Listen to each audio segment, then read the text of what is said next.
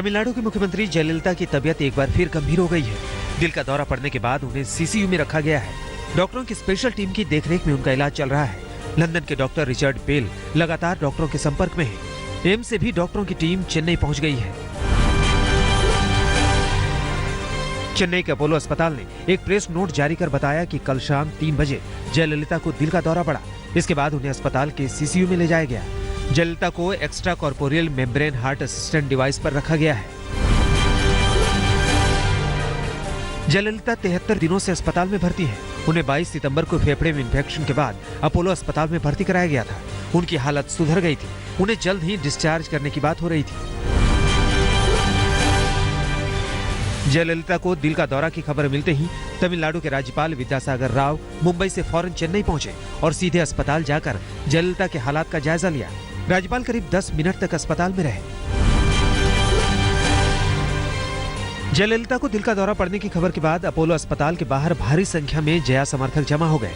भावुक समर्थक रो रहे थे और वो जया के लिए दुआ मांग रहे थे। अस्पताल के बाहर बढ़ती भीड़ पर काबू पाने के लिए पुलिस की भारी बंदोबस्त की गई है। पुलिस ने पूरे इलाके की बैरिकेडिंग की है ताकि अस्पताल आने जाने वालों को कोई तकलीफ ना हो। जयललिता को दिल का दौरा पड़ने के बाद तमिलनाडु में सुरक्षा बढ़ा दी गई है। राज्य के डीजीपी ने आदेश जारी कर सभी एसपी को मुस्तैद रहने को कहा है। दूसरे पुलिस अधिकारियों को पूरी वर्दी में एसपी से रिपोर्ट करने को कहा गया है।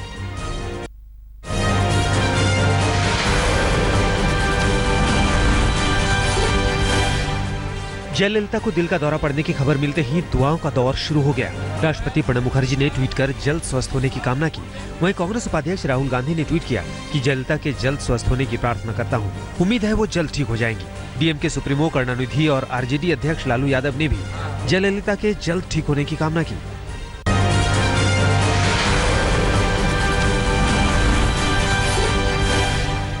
नोटबंदी का साइड इफेक्ट जारी है। रविवार को सारा दिन कैश के लिए मारामारी जारी रही।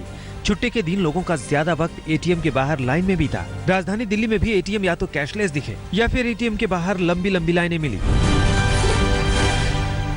इनकम टैक्स डिपार्टमेंट ने 2,13,860 करोड़ रुपए की 2 इनकम घोषणाओं को खारिज कर दिया है। इनकम डिक्लेरेशन स्कीम के तहत आय संबंधी ये घोषणाएं मुंबई के एक परिवार और गुजरात के एक शख्स महेश शाह की तरफ से घोषित की गई थी। वित्त मंत्रालय ने रविवार को जानकारी दी कि मुंबई के परिवार ने 2 लाख करोड़ की आय की घोषणा की थी। इस परिवार में 4 सदस्य हैं। दूसरी तरफ अहमदाबाद निवासी महेश शाह ने 13,860 करोड़ रुपए की आय की घोषणा की थी। दरअसल इनकम टैक्स डिपार्टमेंट की जांच में पाया गया कि ये घोषणाएं करने वाले लोग संदिग्ध हैं और उनकी आय का स्रोत इतना नहीं है कि इतनी ज्यादा रकम की घोषणा की जा सके। डिपार्टमेंट को आशंका है कि उन्होंने आईडीएस का गलत इस्तेमाल किया है। आईटी डिपार्टमेंट ने इन लोगों के खिलाफ जांच शुरू कर दी है।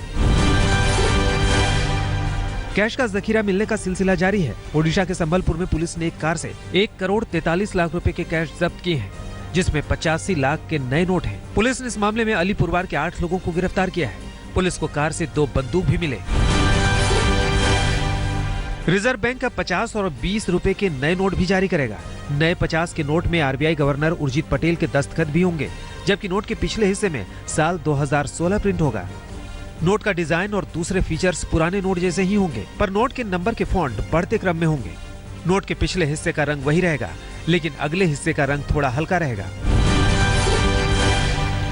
20 रुपए में भी महात्मा गांधी सीरीज 2005 के नए नोट जारी होंगे। इन नए नोट में भी आरबीआई गवर्नर उर्जित पटेल के हस्ताक्षर होंगे और पिछले हिस्से में साल 2016 प्रिंट होगा। नोट के नंबर का फॉन्ट भी बढ़ते क्रम में ही होगा।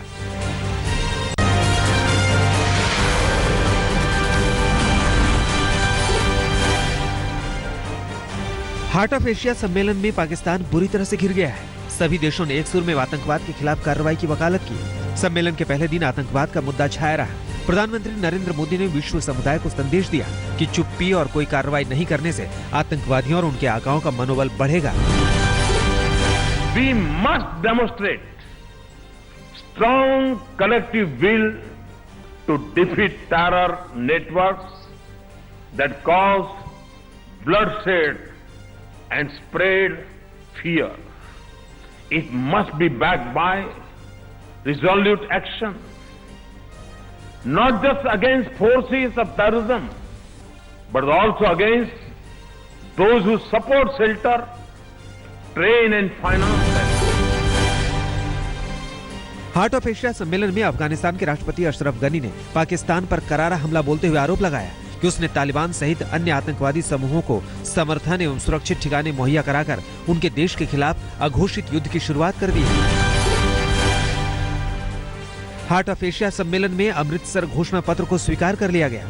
इस घोषणा पत्र में आतंकवादी पनाहगाहों और सुरक्षित ठिकानों को खत्म करने और साथ ही आतंकवादी नेटवर्कों के सभी वित्तीय और रणनीतिक समर्थन को बाधित करने की वकालत की गई। ऐसा पहली बार हुआ है कि हार्ट ऑफ एशिया सम्मेलन के घोषणा पत्र में लश्कर-ए-तैयबा और जैश-ए-मोहम्मद का जिक्र किया गया है। इस सम्मेलन का मुख्य उद्देश्य युद्ध प्रभावित अफगानिस्तान के पुनर्निर्माण और स्थिरता के प्रयासों पर चर्चा करना है। पाकिस्तान ने आरोप लगाया कि पाकिस्तानी प्रधानमंत्री के विदेश मामलों के सलाहकार सरताज अजीज को स्वर्ण मंदिर जाने की इजाजत नहीं दी गई। पाकिस्तान ने यह भी तोहमत मढ़ा कि अजीज को अमृतसर के होटल में पाकिस्तानी मीडिया से बात करने की भी मंजूरी नहीं मिली। भारत ने सफाई दी कि ऐसा सुरक्षा कारणों से किया गया।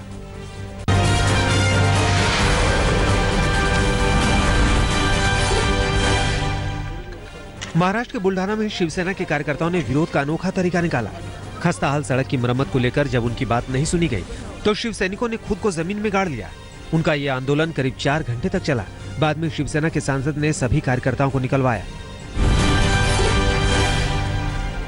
गिरिडीह में गजराजों का कहर थम नहीं रहा है। रविवार को फिर हाथियों का कहर टूटा।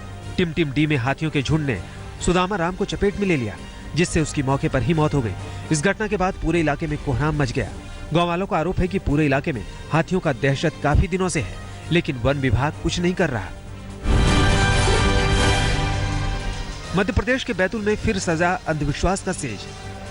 सालों से आ रही परंपरा को ढोते हुए लोग कांटों पर लौट कर लहूलुहान होते रहे। यहाँ जज्जर समाज खुद को पांडव का वंशज मानते हैं। उनका विश्वास है कि भीलों की शर्त को पूरा करने के लिए वो नुकीले कांटों पर लौट रहे हैं। सालों पहले पांडवों ने भी ऐसा किया था। मध्य प्रदेश के खरगोन में एक फैक्ट्री बंद होने से 800 मजदूर अचानक से सड़क पर आ गए। नेशनल हाईवे स्थित देश के चर्चित सेंचुरी टेक्सटाइल एंड इंडस्ट्रीज की डेनिम यूनिट बंद कर दी गई। कंपनी ने इसके लिए डेनिम की डिमांड बंद होने और नोटबंदी का हवाला दिया है। फैक्ट्री के मजदूरों को अब घर चलाने की चिंता सता रही है। इनमें कई मजदूर 20-25 सालों से काम कर रहे थे। अब उन्हें अपना भविष्य अंधकारमय दिख रहा है।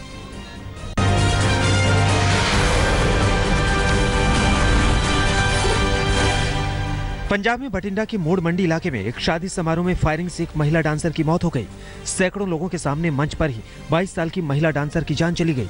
बठिंडा का एक ऑर्केस्ट्रा ग्रुप शनिवार की रात एक शादी में कार्यक्रम पेश करने पहुंचा। रात करीब 11 बजे जब भोला नाम का शख्स शराब के नशे में मंच पर डांस करने पहुंचा तो उसे नीचे उतार दिया गया। बाद में उसी ने तैश में आकर अपने दोस्त की राइफल से गोली चलाई, जो सीधे कुलविंदर कौर नाम की महिला के सिर को चीरते हुए निकल गई। महिला शूटर ने अंतर्राष्ट्रीय कोच संजीव राजपूत पर शादी का झांसा देकर नजदीकियां बढ़ाने और फिर कोल्ड ड्रिंक में नशीला पदार्थ मिलाकर बलात्कार करने का आरोप लगाया है। दिल्ली पुलिस ने संजीव राजपूत के खिलाफ मामला दर्ज कर लिया है। खबर के बाद यमुनानगर स्थित संजीव राजपूत के घर पर ताला जड़ा है। पड़ोसियों का कहना है कि संजीव के साथ कोई लड़की आती तो थी, लेकिन वो उसे पहचानते नहीं है। अमेरिकी महिला से गैंगरेप के मामले में दिल्ली पुलिस के अधिकारी ने पीड़ित महिला से फोन पर बात की। पीड़ित महिला ने पुलिस को बताया कि 5 आरोपियों ने न सिर्फ लगातार 2 दिनों तक सामूहिक दुष्कर्म किया, बल्कि उनके साथ अप्राकृतिक संबंध भी बनाया। पीड़िता के मुताबिक आरोपियों ने शोर न मचाने और शिकायत न करने की धमकी दी और डराने के लिए बुरी तरह पिटाई भी की। 3 दिनों तक कनॉट प्लेस के होटल में नजर बंद रहने के बाद चौथे दिन वो अमेरिका लौट गई। पुलिस के मुताबिक एक एनजीओ ने पुलिस कमिश्नर से ईमेल भेजकर शिकायत की। पुलिस ने इस मामले में 5 अज्ञात आरोपियों के खिलाफ केस दर्ज किया है। पटना पुलिस ने सेक्स रैकेट का भंडाफोड़ किया है। पुलिस ने कंकड़बाग के चांदमारी रोड के एक मकान में छापेमारी कर 4 महिला और 4 पुरुषों को आपत्तिजनक हालत में गिरफ्तार किया है। मौके से कई आपत्तिजनक चीजें बरामद हुई हैं। सेक्स रैकेट एक महिला चला रही थी, जिसने किराए पर 2 कमरे भी ले रखे थे। बेतिया के भारत नेपाल बॉर्डर पर 5 संदिग्धों को गिरफ्तार किया गया है। ये सभी अवैध तरीके से सीमा पार करने की फिराक में थे। सीमा पर तैनात एसएसबी जवानों ने पूछताछ के बाद सभी को संदिग्ध पाया। यूपी के शामली में पुलिस को एक स्मैक बेचने वाले को पकड़ना भारी पड़ गया। इस कार्रवाई के बाद पावटी कला के लोगों ने पुलिस पर पथराव और फायरिंग कर दी, जिसमें 7 सिपाही और 2 एसआई गंभीर रूप से घायल हो गए। सभी घायलों को कैराना के सामुदायिक स्वास्थ्य केंद्र में भर्ती कराया गया है। दिल्ली में अंगीठी जलाते वक्त हादसे में एक बच्चे की मौत हो गई, जबकि 2 बच्चों की हालत नाजुक है। यह हादसा पश्चिमी दिल्ली के निहाल विहार इलाके में खाना बनाने के वक्त हुआ।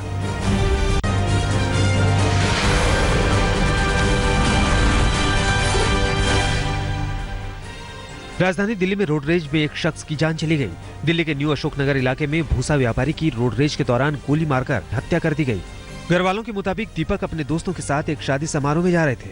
न्यू अशोकनगर के पास नशे में धुत इंडिवर सवार ने पहले कार में टक्कर मारी और फिर कार से बाहर निकलकर मारपीट पर उतारू हो गया। कहासुनी के बीच अचानक इंडिवर कार वाले ने दीपक को गोली मार दी। राजधानी दिल्ली के रिठाला इलाके में भीषण आग लग गई। ये आग यहाँ के झुग्गी झोपड़ी इलाके में लगी। दमकल के 30 गाड़ियों को आग पर काबू पाने में काफी मशक्कत करनी पड़ी।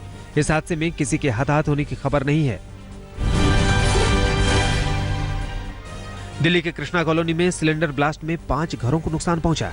इस धमाके में 5 लोग जख्मी भी हो गए। धमाका इतना जबरदस्त था कि आसपास के 5 मकानों की छत भी टूट गई। घर वालों के मुताबिक पहले आग रेफ्रिजरेटर में लगी और फैलते हुए रसोई में रखे सिलेंडर तक पहुंच गई। इसके बाद एक जोरदार धमाका हुआ।